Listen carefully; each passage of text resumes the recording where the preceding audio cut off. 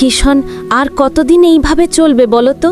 আমাদের ঘরে খাবার নেই, মেয়েটা না খেয়েই ঘুমিয়ে পড়েছে। দেখো তো, এই মাটির ঘরটাও এখন ভেঙে পড়ছে। প্রতিদিন বৃষ্টি হলে ছাদ দিয়ে পানি ঝরে, মাটিতে কাদায় ভরে যায়। আমি সত্যিই আর পারছি না। রেখা, আমি চেষ্টা করি না? প্রতিদিন সকাল থেকে সন্ধ্যা পর্যন্ত গ্রামে ঘুরে বেড়াই কাজের খোঁজে, কিন্তু কেউ আমাকে কাজ দেয় না। সবাই শুধু উপহাস করে, বলে আমি অকর্মা। অথচ আমি কত কষ্ট সহ্য করতে রাজি আছি।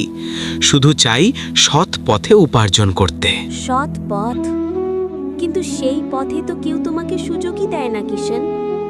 যদি আমরা এভাবে বাঁচতে না পারি, তাহলে কি হবে আমাদের ভবিষ্যৎ?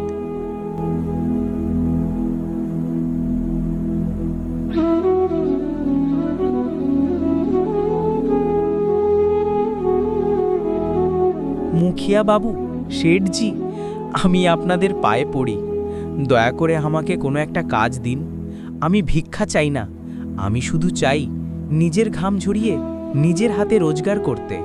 ওরে কিষণ, তোমার নাম শুনলেই লোকে হাসে, শুধু কাজের দাম শুনলেই পালিয়ে যাস।